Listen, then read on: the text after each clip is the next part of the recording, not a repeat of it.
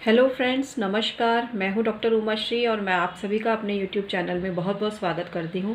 आज मैं आपको बताने जा रही हूं शुक्रवार व्रत में ऐसी क्या गलतियां हैं जो अक्सर लोग करते हैं, फिर कहते हैं कि हमें पूरा रिजल्ट नहीं मिला, हमें कोई फ़ायदा नहीं हुआ, हमारे पास पैसा नहीं आया। तो ऐसे कौन से तरीके हैं जिसके द्वारा आपको वैभव लक्ष्मी व्रत या शुक्रवार का व्रत आपको करना चाहिए। शुक्रवार का व्रत बेसिकली शुक्र की प्रसन्नता के लिए, शुक्र की शांति के लिए किया जाता है।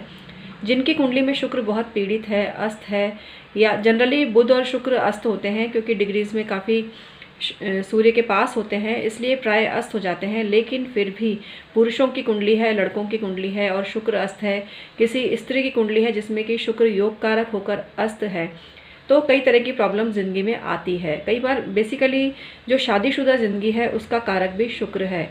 यदि दाम्पत्य सुख में कमी है, मधुरता नहीं है, दाम्पत्य जीवन में एक दूसरे के प्रति कड़वाहट रहती है, तो उनके लिए भी शुक्रवार का व्रत विशेष कारगर साबित हो सकता है, लेकिन वो सही तरीके से करना अनिवार्य है। प्राय लोग व्रत तो कर लेते हैं लेकिन व्रत के नियमों का पालन नहीं करते हैं।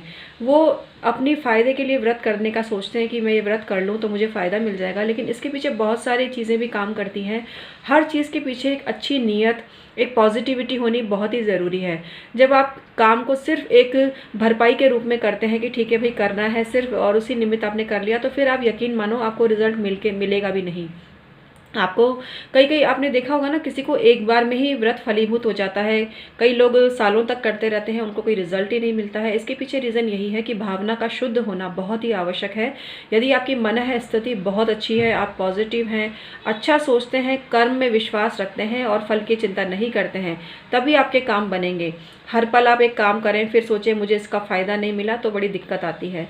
सबसे पहली चीज़ है कि शुक्रवार का व्रत किसे करना चाहिए। देखिए, शुक्रवार का व्रत वैसे तो कोई भी कर सकता है, लेकिन धनु और मीन लग्न वाले सोच समझ कर करें, कुंडली की जांच करवा कर ही ये व्रत करें कि आपके लिए आवश्यक है भी कि नहीं, कहीं आपके लिए शुक्र के दूसरे उपाय अधिक कारगर हैं। तो ये तो कुंडली की जांच करके ही पता चलेगा, और उसके लिए कुंडली की जांच किसी भी योग्य ज्योतिषी से करवाएं। हमसे भी आप परामर्श ले सकते हैं। कुंडली की अगर आप जांच करवाना चाहते हैं तो वो चार्जेबल है, फ्री नहीं है। अब मैं आपको बताती हूँ कि आपको क्या उपाय करने हैं। देखिए, शुक्रवार का व्रत करने के लिए एक तो शुक्र यंत्र पूजा में होना बहुत जरूरी है। शुक्र यंत्र अलग होता है, श्री यंत्र अलग होता है, कनकधारा यंत्र अलग होता है, महालक्ष्मी यंत्र अलग होता है। कई बार इन सारी चीज़ों को मिलाकर ही एक यंत्र बना लिया जाता है, वो एक अलग बात है, लेकिन प्राय लोग कंफ्यूज होते हैं और उनको पता ही नहीं होता कि कौन सा यंत्र पूजा में रखना चाहिए। तो सबसे पहले तो शुक्र यंत्र, श्री यंत्र, कनकधारा यंत्र, इनमें से कौन सा यंत्र आपको रखना है इसके बारे में आश्वस्त हो जाएं और वही यंत्र आप पूजा में रखें। यंत्र कई बार जो पुस्तक होती है व्रत उपवास की, उसमें प्रिंट किया हुआ भी आता है, लेकिन यंत्र जब तक उकेरा हुआ नहीं हो, सिद्ध नहीं किया हुआ हो, तब तक थोड़ा सा संशय रहता है उसकी जागृति में, क्योंकि यंत्र का जागृत होना बहुत आवश्यक है, तभी वो आपके लिए काम करेगा। तो इस चीज़ के लिए भी आप आश्वस्त हो जाएं। इसके अलावा कई लोग कहते हैं कि लाल रंग के कपड़े पहनो, लेकिन आप लाल रंग के कपड़े तो पहनो, उसमें कोई दिक्कत नहीं है। माँ लक्ष्मी जी की पूजा में लाल रंग के वस्त्र पहनने में कोई दिक्कत नहीं है, लेकिन यदि आप घोर मंगलिक हैं, आपके लिए मंगल बहुत अशुभ है, तो आप लाल की जगह गुलाबी रंग के या रानी कलर जिसको बोलते हैं, या कोई भी खिलता हुआ कलर, गाजरी कलर वगैरह, इसके रंग के कपड़े आप पहन सकते हैं। वो भी आपके लिए अच्छे रिजल्ट देने वाले साबित होंगे। लाल रंग के कपड़े पहनने से आपको तनाव अधिक रहेगा यदि आपकी कुंडली में मंगल बहुत ही दोषपूर्ण स्थिति में मौजूद है। ये चीज़ आपको मित्रों समझनी चाहिए। इसके अलावा पुरुष क्या करें, पुरुष भी कर सकते हैं। पुरुषों को सफ़ेद रंग का बिल्कुल नीट एंड क्लीन वस्त्र पहनना चाहिए। कुर्ता, शर्ट, पैंट जो भी आप पहनते हैं उसमें रत्ती पर भी कोई दाग धब्बा नहीं होना चाहिए, सलवट नहीं होनी चाहिए, उसमें कोई पीलापन नहीं होना चाहिए। बिल्कुल शाइनिंग करता हुआ सफ़ेद रंग का आप कोई भी कपड़ा पहनिए, शर्ट या जो भी आप पहनना चाहते हैं, कुर्ता, और फिर आप शुक्रवार का व्रत करें। लोग पूछते हैं कि भाई पुरुष भी व्रत कर सकते हैं। हाँ, कर सकते हैं। स्त्री हो या पुरुष, सभी को व्रत उपवास करने का समान अधिकार है, तो आप ये कर सकते हैं। इसके अलावा आपको पूजा में कमल का पुष्प अवश्य चढ़ाइए।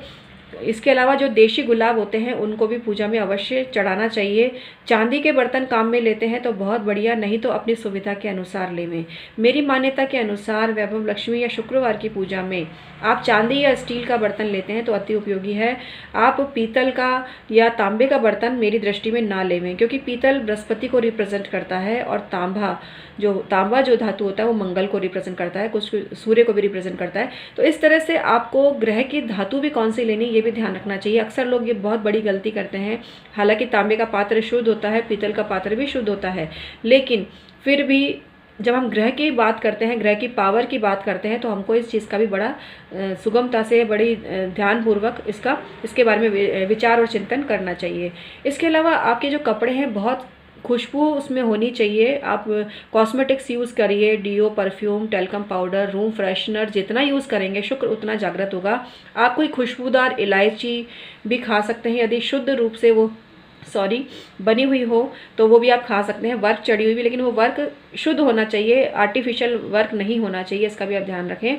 खुशबूदार चीज़ें मुंह में चबाने से, मैं सुपारी का समर्थन नहीं करती हूँ, आप सौंफ लीजिए, आप इलायची लीजिए, इनका सेवन करने से भी शुक्र बहुत ही प्रसन्न होता है। शुक्र के मंत्रों का जाप करिए, शुक्र स्तवराज का पाठ बहुत उपयोगी है।